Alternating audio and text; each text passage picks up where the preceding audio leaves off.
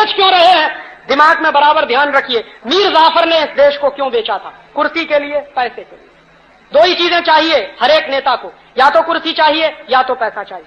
तो एक बाजू में तो देश बिक रहा और दूसरे बाजू में उनको लगता है कि इस देश में जब नौजवान को ये बात समझ में आने लगेगी, कोई राजीव दीक्षित या कोई अतुल शाह या कोई XYZ इस देश में घूम जाएगा, तो कोई दूसरा विवेकानंद भी पैदा हो सकता है। ये डर लगता है। और जानते हैं ये डर से वो करते क्या है?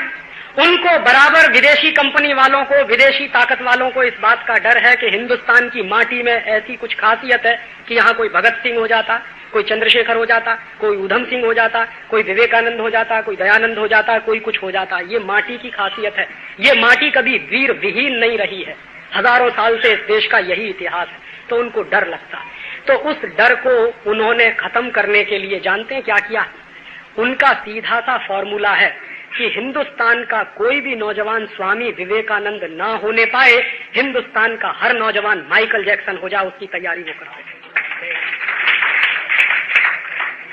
उनको डर है कि माइकल जैक्सन हो जाएंगे तो इस देश में कोई वांदा नहीं है, वो देश ही बेचने का काम करेंगे, भारतीय संस्कृति को बेचने का काम करेंगे। और अगर कोई दूसरा विवेकानंद खड़ा हो गया तो मल्टीनेशनल को मार मार के भगा देगा इस देश से। ये डर है। तो इसके लिए जानते हैं उन्होंने क्या किया? हिंदुस्तान के नौजवानों का चरित्र खलास करो, ये उनका 1 पॉइंट प्रोग्राम है। जो टेलीविजन आया है ये दो ही चीजें दिखाता है, या तो सेक्स की वल्गैरिटी या दिखाता है वायलेंस, मारामारी। और इतनी वायलेंस, इतनी मारामारी, इतनी वल्गैरिटी दिखाते हैं। आपको मालूम है आपके ये छोटे छोटे बच्चे, ये छोटे छोटे नौनिहाल जिनके बारे में आप कल्पना करते हो कि ये भविष्य में अच्छे डॉक्टर बनेंगे, ये अच्छे इंजीनियर बनेंगे, ये अच्छे साइंटिस्ट बनेंगे, क्या देखते हैं? और एक एक घर में जिनके यहाँ केबल कनेक्शन आ गया है, डिश एंटीना आ गया है। मैंने मेरे शहर में सर्वे कराया था इलाहाबाद में, सामान्यतः छोटा बच्चा एक दिन में 5 घंटे टीवी देखता, सामान्यतः। और होता क्या है? स्कूल से आया, बस्ता फेंका, टीवी चालू हो गया। अब उसकी अम्मा कहेगी कि बेटा खाना खाओ, तो टीवी के सामने। अम्मा कहेगी बेटा होमवर्क करो, तो टीवी के सामने। अम्मा कहेगी बेटा जाओ खेलने के लिए, कि नहीं जाएंगे क्योंकि चित्रहार आ रहा। पड़ोसी का बेटा आपके घर में नहीं आएगा, आपका बेटा पड़ोसी के घर में नहीं जाएगा। दोनों बैठे हुए टेलीविजन देख रहे हैं। बच्चे खेलना कूदना भूल गए हैं, आपस की उनकी जो धीरा मुश्ती होती थी वो भी भूल गए, थोड़ी दौड़ भाग करते थे वो भी भूल गए, टीवी से चिपक कर बैठे। और ये टीवी का आकर्षण कितना जबरदस्त होता है। बच्चों को छोड़ दीजिए, बड़ों की बात कर रहा हूं कि एक बार अगर चालू हो जाए और आपको दिख रहा है कि ये दृश्य हमको बराबर अच्छा नहीं लगता है, आपकी हिम्मत नहीं होती कि उठ के उसको बंद कर दें। इतने गुलाम हो जाते हैं। ये टेलीविजन का जो आक्रमण है वो इतना जबरदस्त होता है कि अच्छे खासे विवेक वाले व्यक्ति, अच्छे खासे तर्क शक्ति रखने वाले व्यक्ति बराबर देखते हैं कि जो कुछ देख रहे हैं वो ठीक नहीं है, लेकिन इतनी हिम्मत नहीं होती कि उठ के उसको बंद कर दें। इतने गुलाम हो जाते हैं, इतना जबरदस्त आक्रमण होता है। और रात दिन उस पर जो आपके बच्चे देखते हैं, मैंने कुछ कैलकुलेशंस किए कि एक 3 साल का बच्चा जब टीवी देखना शुरू करता और एक दिन में उसके घर में अगर केबल कनेक्शन है और 12-13 चैनल्स अगर उसके घर में उपलब्ध है, तो प्रतिदिन 5 घंटे के हिसाब से वो बच्चा 20 साल की उम्र में जब पहुंचता है तो अपनी आंखों के सामने 33,000 हत्याएं देखता है, मर्डर के देखता। 33,000 20 साल की उम्र तक पहुंचते हैं। और लगभग 72,000 टाइम्स वो बच्चा रेप केसेस देखता है या मोलेस्टेशन के केसेस देखता है। आप सोचो जरा एक गंभीर बात जो मैं आपसे कह रहा हूं कि महात्मा गांधी नाम का एक छोटा सा बच्चा हरिश्चंद्र का नाटक देखने के बाद सत्यवादी हो गया। तो हरिश्चंद्र का नाटक उस बच्चे के दिमाग पर इतना गहरा असर करता है कि जिंदगी भर सत्य और अहिंसा की बात करने वाला हो गया। तो जो बच्चे 30,000 बार मर्डर देख रहे हैं, 70-72,000 बार रेप केसेस देख रहे हैं, वो क्या बनने वाले हैं? आप उम्मीद करोगे कि हमारा बच्चा बड़ा साइंटिस्ट बनेगा, इंजीनियर बनेगा। मैं आज आपको लिख कर दे सकता हूं कि आपका बच्चा हो सकता है गली का डॉन बने, माफिया बने। और यही बालक जो रात दिन टेलीविजन पे वल्गैरिटी देखेगा, ऑब्स्सीनिटी देखेगा, तो आप देखोगे कि उम्र के एक दौर में पहुंचकर सड़क के किनारे खड़े हो जाएगा। कोई भी बहन जाएगी तो सीटी बजाएगा या टॉन्ट कसेगा या फिकरा कसेगा। आप जरा पूछिए अपने अपने दिल से कि ये लोग कहां से पैदा हो रहे हैं जो हमारी बहन बेटियों को सड़क चलते छेड़ते हैं। कहां से आते हैं? कौन है ये लोग?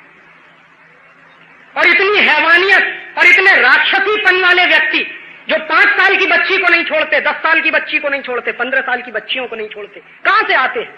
कौन सिखाता है उनको? किसी स्कूल में पढ़ाया जाता है? आप मुझे बताइए, हिंदुस्तान के किसी स्कूल के सिलेबस में यह पढ़ाया जाता है? किसी बच्चे को जरा ये बताइए। या हिंदुस्तान की सिलेबस की किसी किताब में यह पढ़ाया जाता है? ये बताइए।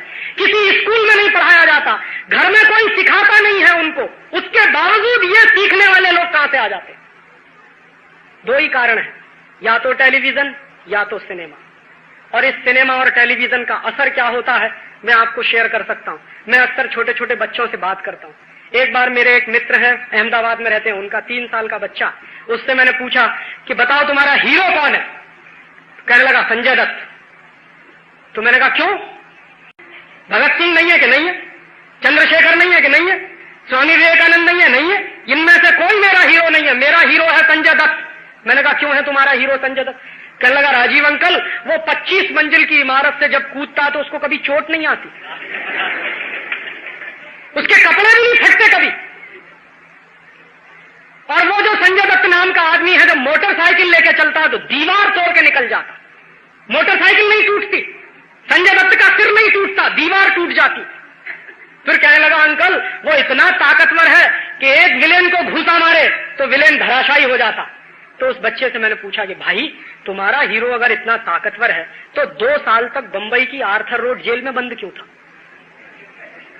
जो दीवार तोड़ के निकल आता है, 25 मंजिल इमारत कूद सकता है, वो बंबई की आर्थर रोड की दीवार नहीं तोड़ पाया। तो जानते हैं, उस बच्चे ने बहुत गंभीरता से मुझे जवाब दिया, तो क्या ये सब झूठ होता? मैंने कहा और क्या सच होता? अब वो 3 साल का 4 साल का बच्चा, उसके भोलेपन को आप क्या कहोगे? क्योंकि रात दिन उसको झूठ दिखाया जा रहा है, रात दिन उसको मारामारी दिखाई जा रही, रात दिन उसको वायलेंस दिखाई जा रही। और ये जो वायलेंस होती है ना, ये बहुत खतरनाक होती है। ये क्या होती है? जितनी बार आप मर्डर के सीन देखोगे, जितनी बार आपका बच्चा मारामारी देखेगा, उतनी बार उसके मन से दया, करुणा, प्रेम खत्म हो जाएगा। और हमारे यहां एक वाक्य कहा जाता है, दया धर्म का मूल है। अगर मेरे दिल में दया नहीं रहेगी तो धर्म कहां रहेगा? और इसलिए मैं कहता हूं कि ये वायलेंस बहुत खतरनाक है जो दिखाई जा रही है, और ये जानबूझकर दिखाई जा रही है, ऐसा नहीं।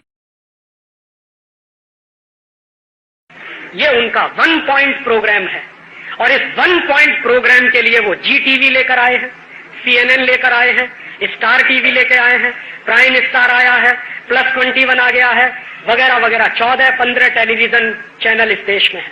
और रात दिन उन सारे टेलीविजन चैनलों पर जो कुछ दिखाया जाता है वो मनोरंजन नहीं है, वो मेरे और आपके चरित्र को बर्बाद कर देने का एक साधन है।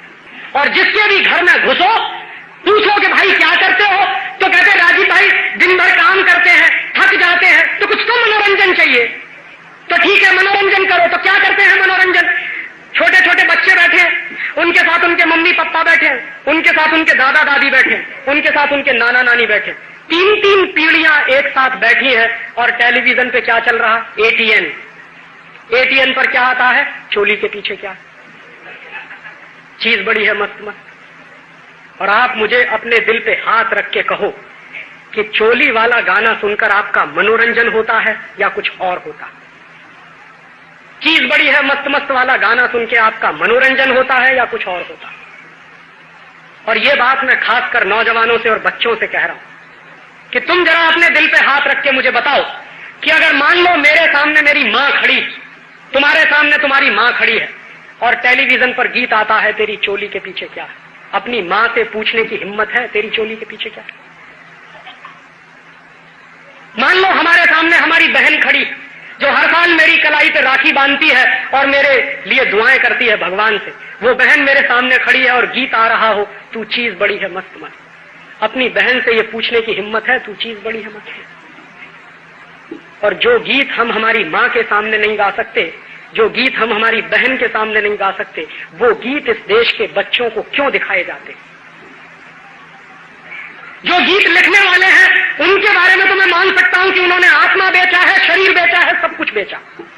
जो ऐसा गीत लिखते हैं भगवान उनकी आत्मा को जितनी जल्दी शांति दे उतना अच्छा।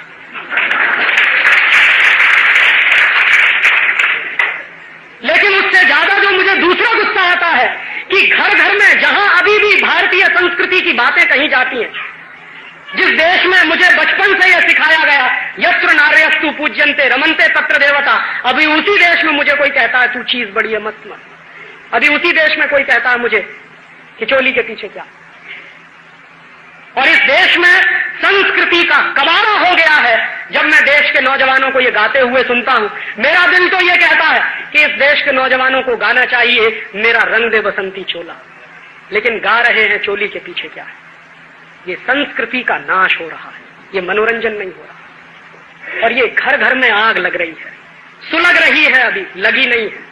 जिस दिन घर घर में आग लगना शुरू हो जाएगी, आपसे देखा नहीं जाएगा कि आपके बच्चे क्या कर रहे हैं। दोस्तों, गलती किसकी? हमने गीत निकाले, कहने के लिए मुझे मजबूर होना पड़ा। गीत आया चोली के पीछे क्या है, चोली के पीछे क्या है। मैंने भी 4 शब्द कहे, 4 लाइनें कही कि इतनी सी बात घर मालूम नहीं थी तुम्हें, जानने का जो विचार मन में ही आया है। कि इतनी सी बात घर मालूम नहीं थी तुम्हें, जानने का जो विचार मन में ही आया है। तो बाहर किया क्यों ऐसा बड़ा हंगामा, और निजी प्रश्न को क्यों अंतर्राष्ट्रीय बनाया है। और उत्तर तो तुम्हें इसका घर में भी मिल जाता, क्योंकि घर बाहर सब एक जैसी माया है। और माता बहनों से क्यों ना पूछ लिया, बोलो चुनरी के नीचे चोलियों में तुमने क्या छुपाया है। और माता बहनों से क्यों ना पूछ लिया, बोलो चुनरी के नीचे चोलियों में तुमने क्या छुपाया है।